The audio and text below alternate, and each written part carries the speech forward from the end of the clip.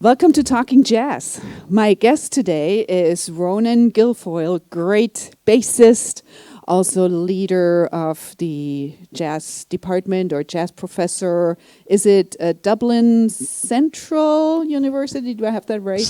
Dublin City Dublin University. City University. I should remember because I was there not too long ago in May, and it was super fun to be able to do that. So this show is very special today because it's the first Talking Jazz live show.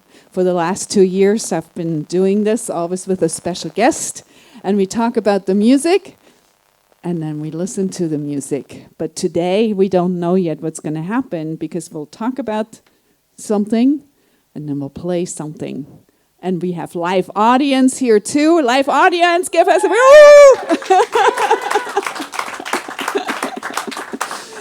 And on the screen.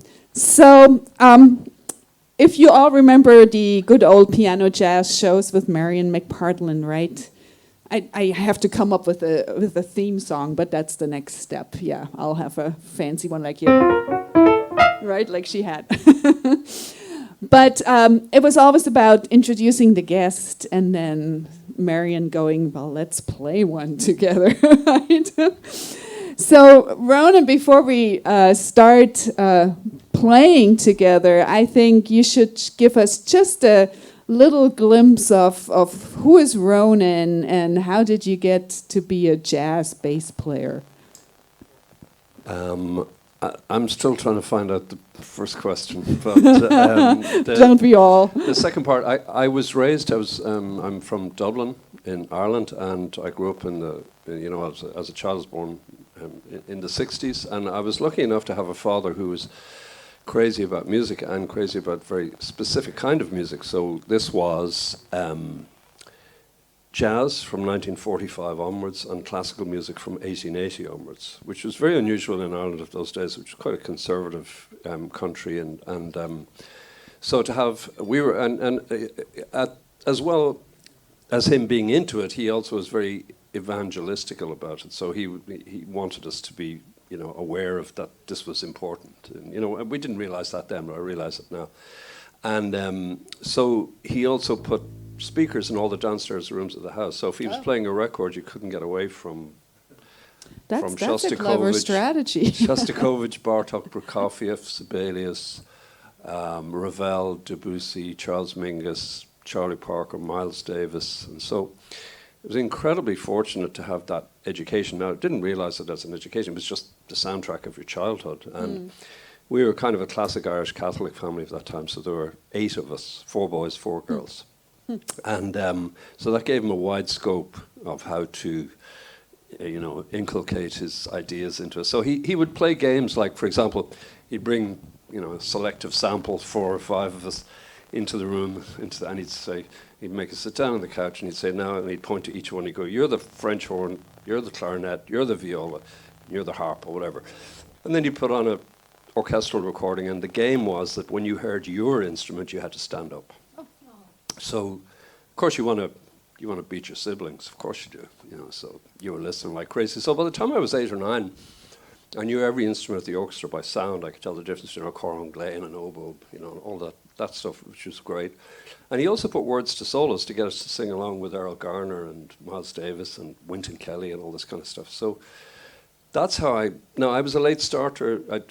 And he wasn't a musician. He just loved music. So I was a late starter, so I didn't start playing till much later. But when I did start playing, I had all of this music education as it was, from my childhood to fall back on. Well, there's something about what they call those formative years, right? Where if you're exposed, if you listen to something, if you learn about something, it's usually, and when everybody thinks back, when you decided what you want to pursue in your future, what your passions are, you can probably all pinpoint a moment in elementary, maybe early middle school time where that happened. Because I have a brother who's a jazz drummer, and I have another brother who's a drum and bass DJ. So a wide range of musical taste there. But three of the 4 boys ended up being involved in music. Yeah. Well, okay, so Marion McPartlin style, let's play one together. And we picked as our first one, Alone Together. I guess it became the hymn of the last 2 years. I think everybody and their brother were playing Alone Together at the beginning.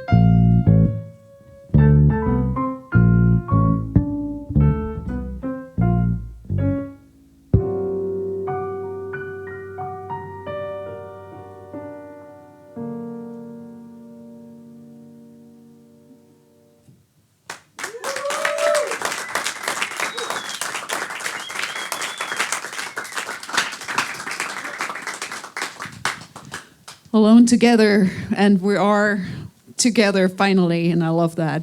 So, it's interesting, a lot of the repertoire, that great American songbook, Alone Together, and we're going to do another one, Darn That Dream, comes from those early shows. And I guess both of these, where these come from, pretty much folded. But we're lucky to have the great tunes. And you picked this one, and you picked the Darn That Dream. What's your attraction here to that tune?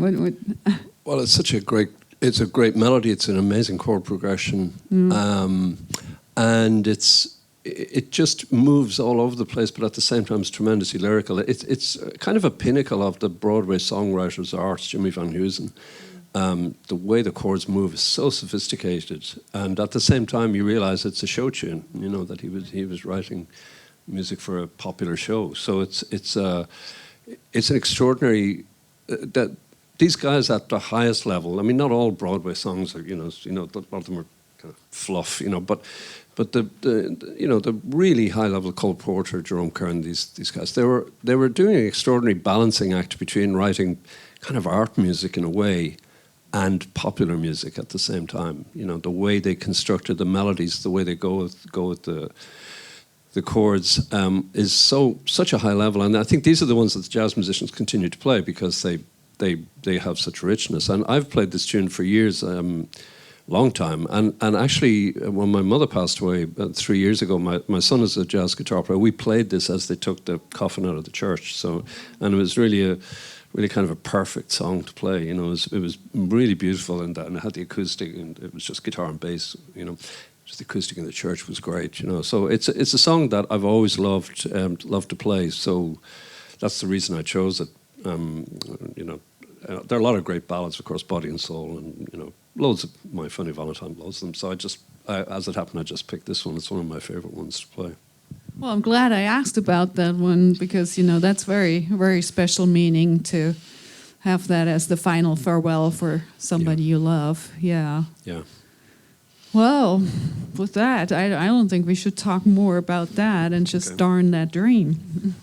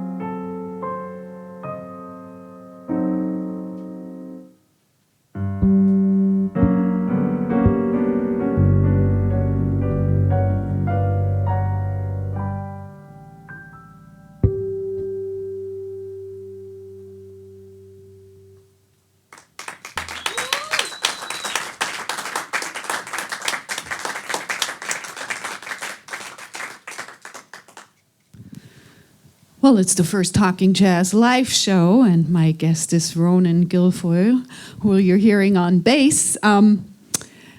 Yeah, how do they say? Let's pick it up a little bit again. But beautiful ballad and so much in your. You talked earlier about your study of rhythm and going in depth to it. And you know, one thing that we wanted to do is a monk tune, and monk was known actually to get up in between and walk around the piano and just make sure things are still swinging. You know, talk a little bit about the importance, like for you, rhythm, but also going back to what jazz is made of, this deep-rooted swing and feel that everybody needs to go along. Do you see there a dichotomy, or is it just an evolution, or what do you think? Well, I think people don't realize the importance of rhythm just in everyday life. I mean, that's the first thing is, you know, we always think of it as a musical construct, but actually it's the ability to use the technical term, entrainment, the ability to synchronize yourself to an external beat is a thing that really only humans can do, and it's something that we evolved. And so the ability to synchronize yourself to a beat is something that had a great evolutionary advantage because it meant that people could work together. You can synchronize your movements, and you know, we see it in everyday things like, you know, marching and stuff like that. And of course dancing, synchronized dancing, anything that, but also just daily life stuff and rhythm, how it's used in daily life, football chants. Football, you know, a big crowd of people chanting at a football, they're in time because they're all working to the same internal beat, so they're synchronizing via rhythm. So it's an incredibly important thing in life, period. And it's an extraordinarily important thing in music. And for me, I really do feel that maybe in the, you know, I've been teaching jazz for a long time, and there's a lot of people in this room who are involved in education, of course. I feel that not enough emphasis is put on it, actually. There's such a huge emphasis put on harmony, and rightly so, on harmony and chord scale relationships and all of that, but not so much to specialized rhythmic education, and it's just such an important thing. For me, how I came to kind of even think about it was I had a very intense 5 or 6 week experience in the late 1980s.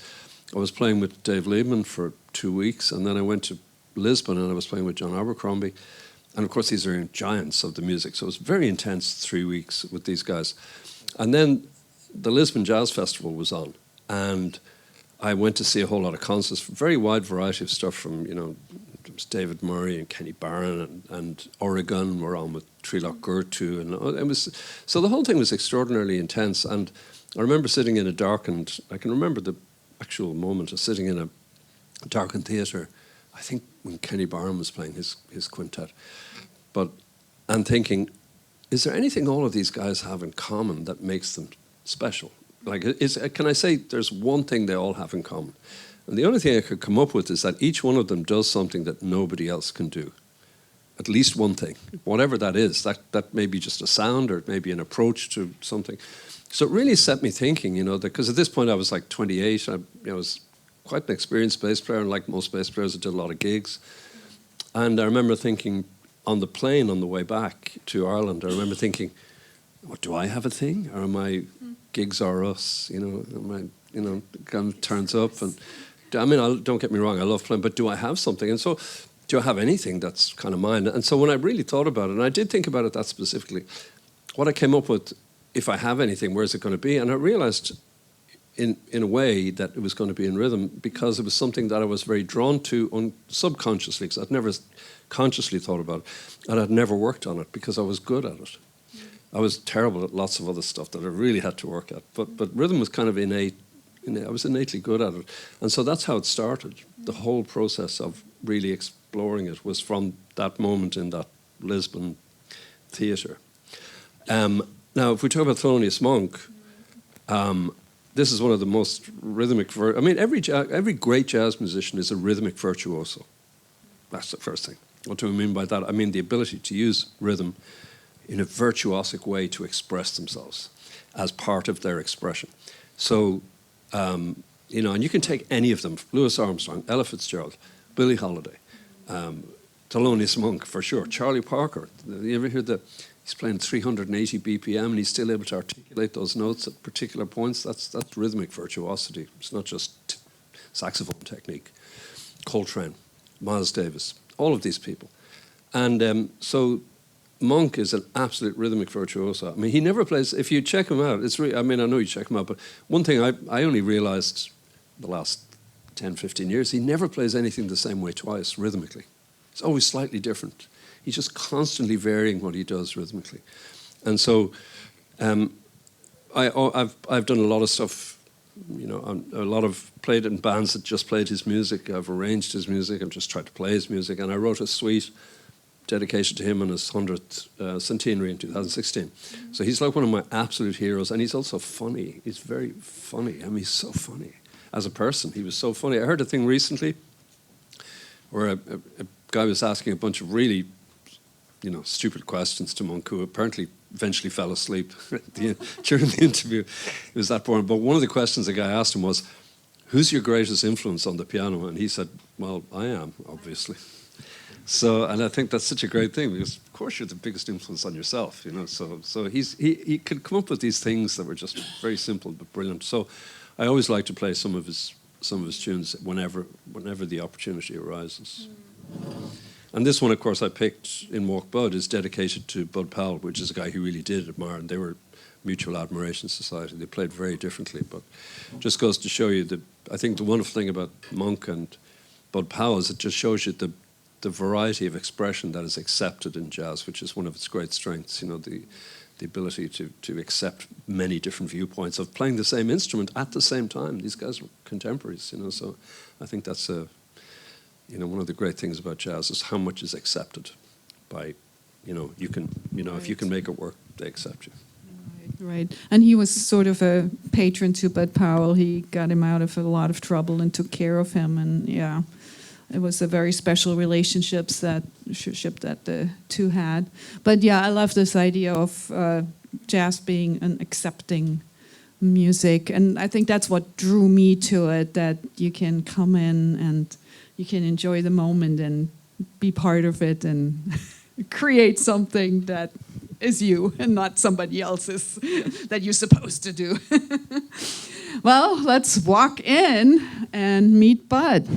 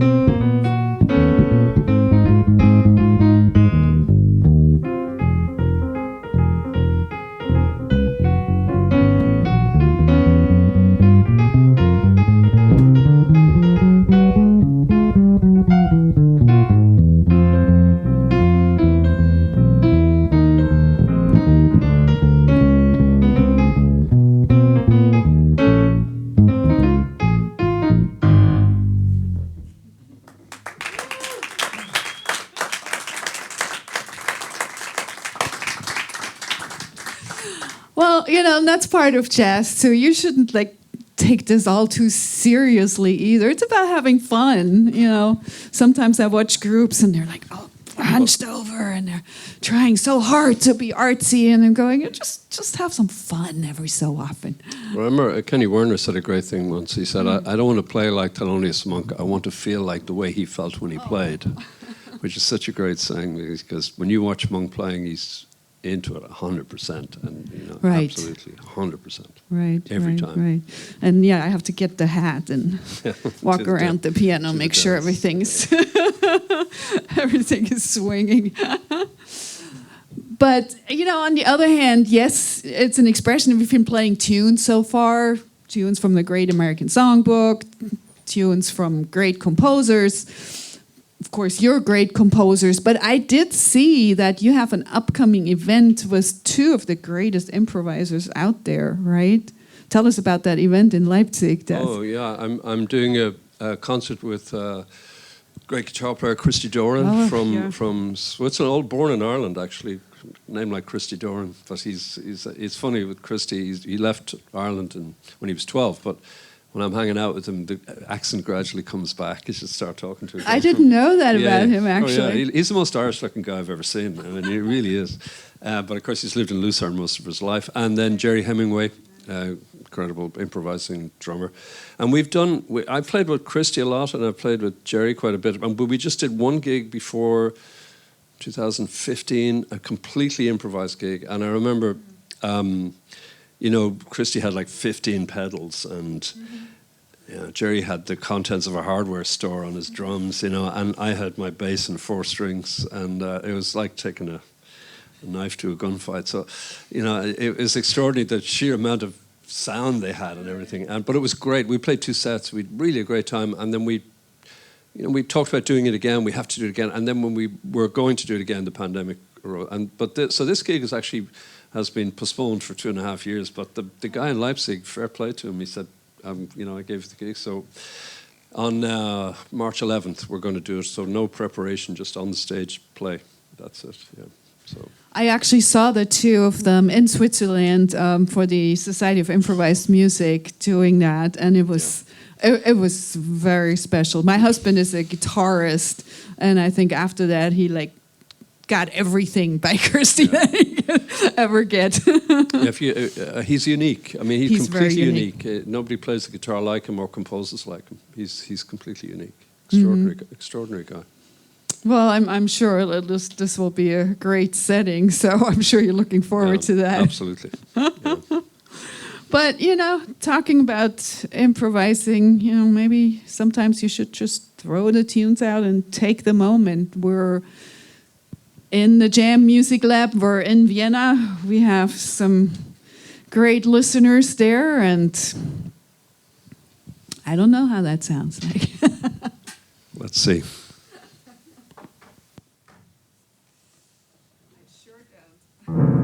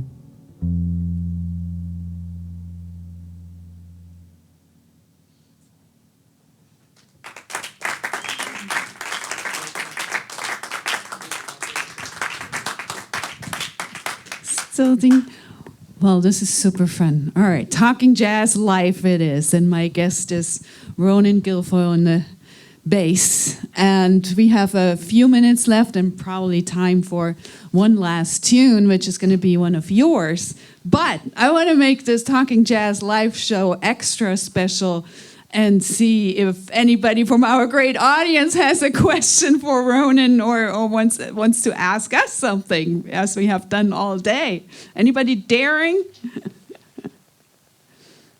Go for it. Come on over. Yes. Well, first off, great playing. I love it. I have a question in regards to maybe to you, like how do you approach the how can you say the rhythm in general? Because I fully agree with you that the topic of rhythm is not yet fully explored as it should be explored, but I also feel that especially in popular music we have the tendency to be very much with associating rhythm to a click. And I feel, for example, if I hear great recordings, let's say Jeff Ten Watts, if we would analyze him with the standards of how jazz, or not jazz, but let's say popular music is being kind of analyzed, being like super metronomical, definitely he would not be, doing great. But my feeling is like the greatest music. No, but for example, like with Kenny Garrett in the songbook, Sing a Song of Songs.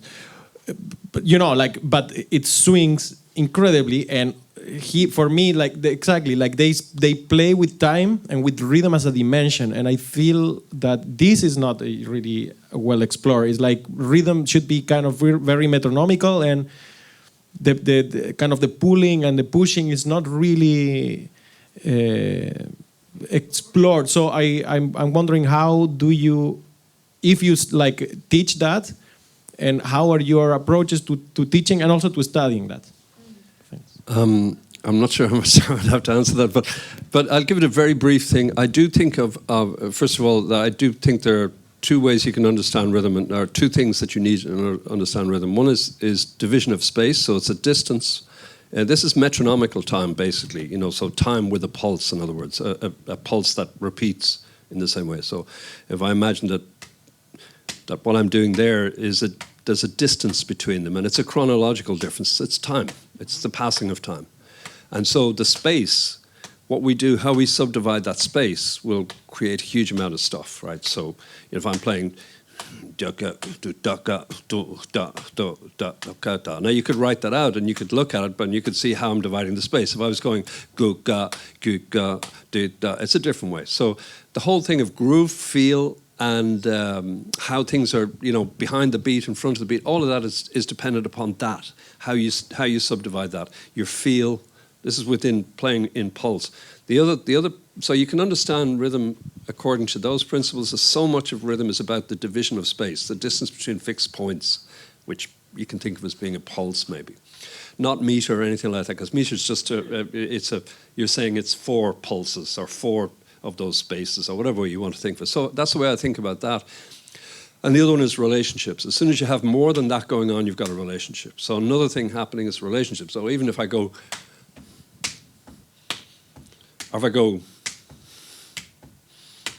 or there's different relationships there that create what I would call a composite rhythmic melody. There's a composite rhythmic melody between. Now, if you take both of them separately, one is just going, and the other one is also just going. But it's the relationship that makes the melody. So they're in different points of that space. So I think that all rhythm, in pulse-based rhythm at least, can be understood according to just those two principles. What's happening in the division of the space, and what's the relationship between what's going on with the different rhythms. So you can everything from a Sousa march to a Ligeti etude using that principle. So that's how I think about it. I don't think so much about numbers. I don't think so much about, I mean, I can do it, I can explain it in numbers, but I think of it as these phenomena, actually the division of the space, division between two fixed points, or recurring fixed points, if you like, and how that is, and then the relationship between one another. And the challenge in jazz, of course, is that you've got a series of improvising musicians who are creating rhythms on the spot that you have to then put into relationships in real time that are constantly changing. That's why jazz is hard. It's one of the reasons, anyway. It's one of the reasons it's really hard, is to especially for, I don't know if you remember yourselves when you first started to play, but that was one of the hardest things with students, is you say, you're not listening to what other people are doing. They say, of course I'm not, I'm just trying to keep my place. Because it takes a while to develop that ability to be able to hear relationships on the fly in real time. It's kind of like plate spinning. It's just got plate spinners or jugglers. Jugglers are not thinking about 6 different things. They're watching how they relate to each other. That's kind of what we do when we're playing. There's 4 of us, we relate to it. So that's kind of how I think about that. I would say someone like Jeff Watts is pretty much a master of both of those things.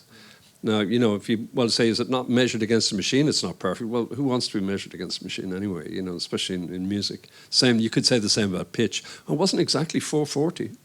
You could say the same thing, really. So, in popular music now, it's all machine-based. It's so specific. But I don't think jazz has ever been that, and hopefully it never will be. So I think the ability to move around fixed points is part of being human, I think, and it's some of the best rhythmic stuff is, I mean, of course, it's, he's not getting phenomenally faster or slower. It might be a tiny bit around that, but that's enough it still sounds so great. And it certainly his mastery of division of the space and relationships is just, superhuman almost, in my opinion. Him and many other guys too, but definitely him. So I don't know if that answers the question. But thank you for those insights. And I'm sure you all saw those recent discussions on analyzing the swing feel, right, and putting it through the machine. And Christian McBride going, "No, you can't do that." So it's an ongoing thing. But I think the main thing is listening and tuning into each other, and that's a very special thing. So I really appreciate you being, so to say, my guinea pig today. Well, thanks for having me. I was saying a bass player is usually a workworkhorse, so I've just traded animals today. I've gone from being a workhorse to guinea pig. To guinea pig, right? Yeah. That's not a bad thing. And we have time for one more, and this is one of yours. So it's Blue Angles. It's not Blue Angels, no. It's Blue Angles. Yes, that's right. It's a blues with a couple of beats missing. I couldn't afford the last 2 beats. Those are the angles. But thanks everybody for tuning in and listening, and for the great audience. Let's take it out on Blue Angles.